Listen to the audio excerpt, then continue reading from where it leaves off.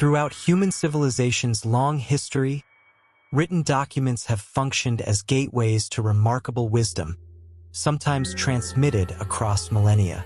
While literature can be profoundly illuminating, certain volumes should absolutely be avoided. From historical manuscripts allegedly holding dark sorcery to forbidden texts that supposedly bring doom, we examine the most enigmatic books that demand extreme caution. Please help us by subscribing to the channel. The Demon Catalog. Horror cinema enthusiasts may recognize supernatural entities from recent films. These malevolent beings actually originate from a genuine historical text. This notorious magical compendium ranks among the most significant grimoires ever assembled. The manuscript combines 5 separate writings composed over centuries, first appearing together during the 1600s when supernatural beliefs were widespread. The author's identity remains unknown to this day. What scholars confirm is that this frightening grimoire allegedly contains rituals and detailed information for conjuring 72 supernatural entities. These include various demonic figures featured in contemporary horror entertainment. Quite the disturbing reading material indeed. Why would anyone attempt such dangerous summoning? These beings supposedly possessed extraordinary wisdom and abilities they could share, though always at tremendous cost. Demons had reputations for being exceptionally deceptive. One moment you're consulting your neighborhood fiend for incredible knowledge, the next moment, disaster strikes and possession occurs. Historical records mention a 14th century French religious brother who faithfully studied one component text. Rather than gaining wisdom or enlightenment, he suffered terrible supernatural hallucinations. The traumatized monk subsequently wrote his own warning manuscript urging others to avoid the dangerous text. Even without attempting any rituals, caution is advised. Individuals who simply examined the original manuscript reported pages moving independently and spectral figures materializing to terrorize them. Perhaps sticking to children's picture books would be considerably safer. The Unholy Scripture. Most people recognize traditional religious gospels and their messages of divine love. How heartwarming indeed. However, another gospel exists with considerably less friendly intentions. This disturbing text supposedly originated in 1520, written by someone allegedly under demonic possession. Unsurprisingly, it lacks pleasant recipes or wholesome content. Instead, this grimoire elaborates on claims regarding systematic corruption and provides readers with tools for summoning the Prince of Darkness himself. Certain versions even include instructions for death magic and reanimation of corpses. Absolutely terrifying stuff. Consequently, many regard this as among the most potent dark magic volumes in existence.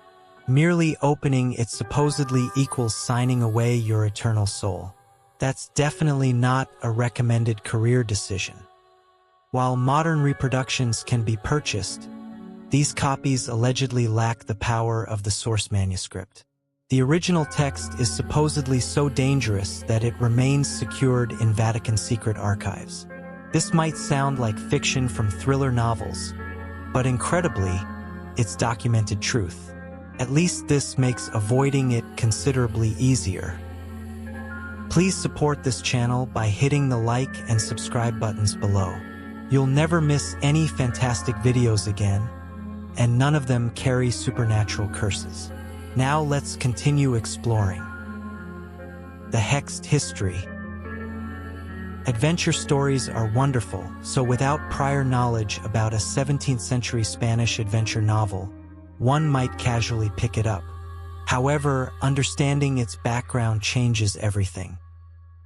Despite being written 400 years ago, it remained unpublished for centuries, supposedly because curses struck anyone attempting publication.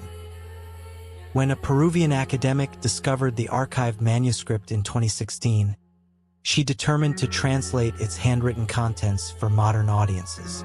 Most people wouldn't show such enthusiasm. Beyond the original author's failed publication attempt, subsequent efforts by various individuals ended tragically. One contracted a mysterious illness, another experienced a vehicular accident, and yet another died from unexplained causes. That's hardly encouraging information. These reports concerned the academic sufficiently that she instructed a friend to destroy the manuscript if anything happened to her. Nevertheless, she persevered and successfully published it in 2018 without anyone suffering harm. The curse appears finally broken. Still, personally avoiding this volume for another decade seems prudent until we're absolutely certain. Black Ice Magic. Discovering lost literature can be tremendously exciting.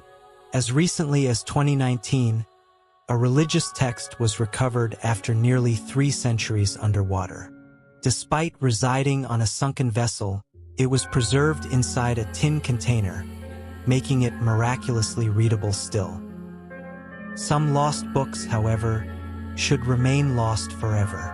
This unassuming volume was written by an Icelandic monk who allegedly filled it with evil sorcery, ultimately seeking to control the devil himself and dominate the world.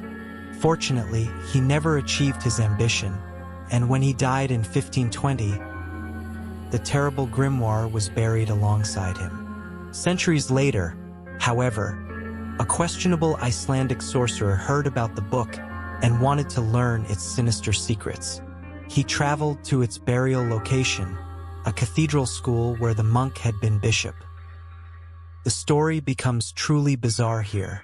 According to legend, this sorcerer managed to summon the deceased monk's spirit and demanded he surrender the dark tome.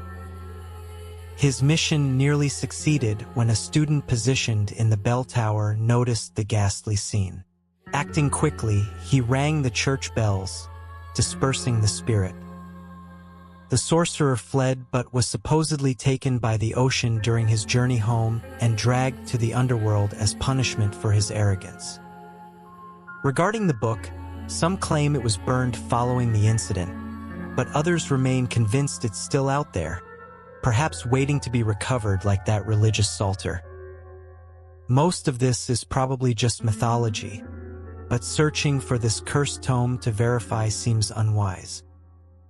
The massive manuscript. Satan certainly seems prolific. One book seemed improbable, but 2, besides his own gospel, he's apparently also responsible for this absolutely enormous tome. It's known as the Giant Codex or Devil Scripture. At 3 feet tall and weighing 165 pounds, transporting it to its current home at Sweden's National Library must have been exhausting. But its size isn't even the most interesting aspect. Legend says that during the 13th century in what's now Czech Republic, a Benedictine monk was found guilty of sinning. Because of this, he was sentenced to being sealed alive behind walls. Just before the final brick was positioned, however, he begged for mercy. The head monk offered him a bargain. If he could transcribe all the world's knowledge into one book during a single night, he'd be pardoned. Knowing this was impossible, the monk desperately prayed to the devil for assistance. Shockingly, it worked. Satan appeared and agreed to write the remaining book for him, possibly by possessing the monk to write at supernatural speed. In exchange, he only requested one thing, the monk's soul, and apparently a nice portrait. The next day, the head monk checked on the prisoner and was amazed that the task had been completed. Regardless of how believable this story is, the tome itself is absolutely real and undeniably impressive. It contains Old and New Testament scriptures, various historical records, and instructions for casting spells and exorcisms, among other content. But the sheer volume of material means it should have required at least 20 years to complete. Judging by the handwriting, the book does appear to have been written by a single hand. Normally, people's handwriting changes with age, yet there's zero evidence of that occurring here. Could it really have been written in just one night? Additionally, the final 12 pages of the Codex are torn out, leading people to suspect they contain the very prayer the monk used to summon the devil. Could the legends be true? Who knew Satan was such a productive ghostwriter? The code puzzle. Crossword puzzles can be enjoyable but sometimes quite challenging. For John Dee, advisor to Britain's Queen Elizabeth I, crosswords were the least of his concerns. During the 1580s, John obtained possession of a Latin treatise on demonology and magic. At that time, many people believed in magic, so he thought the book could prove very useful. The only problem, the final 36 pages were written in code. Desperate to uncover the knowledge hidden within, John worked tirelessly trying to crack the code, but nothing seemed to work. Supposedly, he even summoned the Archangel Uriel to request their help. However, Uriel told him something horrifying. The book was cursed, and anybody who managed to decipher its meaning would die 2.5 years later. Apparently disregarding the spooky threat, John continued trying for the rest of his life, to no avail. Then the book mysteriously vanished, until nearly 400 years later when a historian discovered a copy from a pile of dusty books in London's British Library. Despite the book's dark reputation, code breakers and historians began working to decipher it, but it was another 12 years until the code was eventually broken in 2006. One researcher cracked it, revealing the previously hidden names of various demons, angels, and magical incantations. What happened to that researcher? Thankfully, he's fine, but many people still believe the curse is genuine and say it only strikes those who understand the true meaning of the text, not just read its words. Ignorance is probably bliss in this case. The untitled grimoire. Coming up with titles for content is genuinely difficult. Wiccan High Priestess obviously had the same issue during the 1960s because she left her grimoire mysteriously untitled. Wicca is a form of modern witchcraft, usually organized into covens or groups of practitioners. As High Priestess, she was the leader of one of those covens.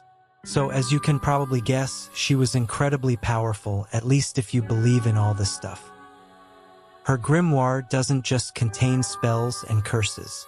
It's also got a family history in it and a recipe for hairspray. Even powerful witches need to keep their hair in check, apparently. Before you search online looking for one of these, they're cursed, of course. Indeed, the book contains this eerie warning scrawled across its cover in suspiciously red ink. To those not of the craft, reading this book is forbidden. Proceed no further or justice will exact swift and terrible retribution, and you will truly suffer. What exactly that terrible retribution would be remains unknown. There are no recorded incidents of non-practitioners reading the book, but maybe that's because they weren't around long enough to tell the tale.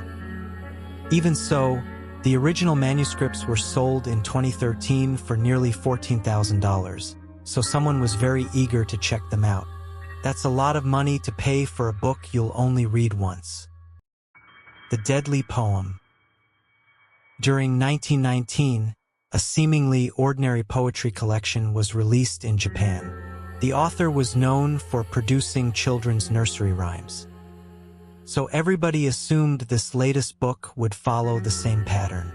Yet nestled within its pages was a poem so twisted, so horrifying that it inspired a spine-chilling legend.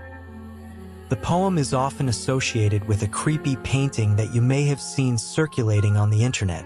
The unsettling image is by a mysterious Japanese artist whom we know very little about.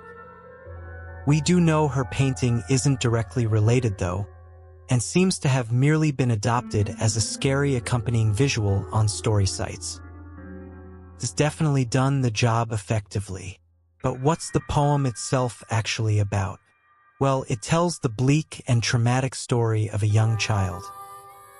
Supposedly, the author was inspired to write it when he lost a loved one, but though the circumstances are sad, the legend around the poem is downright terrifying. Apparently, reading it aloud directly causes your death. In 1974, a Japanese poet and director released a movie inspired by the poem, and sure enough, met his untimely end only a few years later. Many other readers are said to have died from illness, accidents, and sudden inexplicable causes too. Not that everyone who reads it dies, but there are usually consequences. Survivors of the poem's curse have complained of a lingering, eerie feeling that they just can't shake. If for some reason you're still desperate to read this thing, silently doing so inside your head apparently protects you from the worst effects. All this is probably just nonsense, right? But on the off chance it isn't, reading that poem anytime soon seems inadvisable. The False Monarchy. Even if you're not a fan of spooky stuff, you might still have heard of a famous fictional spell book created by horror author Lovecraft. It's a famous fictional spell book detailing a pantheon of evil deities and how to contact them. Despite being fictional, it's proven highly influential and even inspired people to make their own twisted versions of the grimoire. Though none can quite top the absolute atrocity made from a skin toy. Yeah, that would be less likely to read than anything else so far. Unbeknownst to most people, that fictional grimoire is based on a real book known as The False Monarchy of Demons. The real-life inspiration is a compendium of 69 demons and how to contact them. This might sound familiar, and it should. The 16th century book inspired many infamous grimoires. That said, this tome of terrors is probably a mockery of demons, not a glorification. Its author, a magician, believed their powers paled in comparison to the divine, hence labeling them a false monarchy. He also believed anyone who'd summoned a demon to be the worst kind of magician. So perhaps he wrote the book to ensure anyone who tried would get their comeuppance when their shady demonic dealings inevitably went wrong. That still doesn't explain where he got all his dark knowledge from in the first place. Had he summoned a demon to attain it? That would be quite the twist. The Titanic tragedy. Lady Luck can be a fickle mistress, but she can also be downright evil. Enter the curse of the Great Omar book. In the early 1900s, a London bookbinding company decided to create a gorgeous version of a book by Edward Fitzgerald. The bookbinders were passionate about the project, working hard until 1911 when they finally finished the manuscript. At first, it seemed the work had paid off. It was the most detailed, lavish, expensive book they'd ever created. We're talking covered in over 1,000 jewels lavish. In a final symbol of excess, the cover was adorned with 3 peacocks representing royalty and earning it the nickname. But whilst peacocks are a symbol of royalty, their feathers are associated with bad luck. Sure enough, despite its beauty, the bookbinders found it maddeningly difficult to actually sell their creation. Eventually, the book was put up for auction and sold for £450, the equivalent of a whopping $76,000 today. Even so, this was less than half of what the bookbinders had hoped for. Anyway, the book was all set to be shipped off to its buyer in New York in a lovely new boat named the Titanic. Oh yeah, the ship went down and the book sunk to the bottom of the sea where it remains to this day. Then, just a few weeks later, one of the bookbinders drowned whilst at the beach with his family. Damn. His partner, however, committed to making a second copy, one just as lavish. This time he stored it in a secure vault in London. But guess what? It was destroyed during the bombing of World War II. Unsurprisingly, by this point, people suspected the book was cursed. Yet, in spite of all this bad fortune, the partner's nephew took it upon himself to finish a third version. That once thus far avoided disaster and now resides in the British Library. Let's hope it stays there safely. Egyptian enchantments. Egypt is a fascinating place, teeming with history, but it's not often we associate it with spell books and wizards. According to one text penned in 1458, however, magic was a big part of proceedings. The book tells the supposedly true story of an Egyptian mage, as well as serving as a spell book. Unfortunately, it's also very, very cursed. Simply owning the tome is enough to apparently bring demons from other realms to haunt and curse you with severe bad luck. We're talking about death levels of bad luck. That said, believers are divided on this one. Some do subscribe to the idea that the book is cursed, while others say it's no riskier than any other book of magic. Either way, the ethos should be to steer clear of any book that might carry a risk of haunting you permanently. The indecipherable manuscript. We've seen some pretty freaky books so far, but at least we could understand those ones. During 1912, a Polish bibliophile discovered a book so mysterious, it still has people scratching their heads today. He found it at a college just outside of Rome and was immediately struck by its oddness. It's not surprising. The entire 240-page document is written in an unknown language that's proven utterly indecipherable to this day. There's no credited author. And what's more, seriously strange illustrations adorn many of the pages. We're talking extinct or made-up plants, strange organic machinery, and women in their birthday suits bathing in the plants. The wacky book's been dated back to the 15th century, but that's pretty much all we know for sure. Many have tried to decipher it, but none have succeeded. Some even believe the manuscript contains some kind of forbidden knowledge, and that cracking the code will cast a fatal curse on the code breaker. Cursed or not, there's no doubt the whole situation is weird. Could it be a simple hoax? Did aliens visit and leave it behind? Or is it something else? Let me know what you think down in the comments below. The Remedy Book Curse. When it comes to books you should avoid reading, you probably didn't think I'd mention a home remedy book, right? Yet this book, published in 1820, is just such a book, albeit with a few spells thrown in for good measure.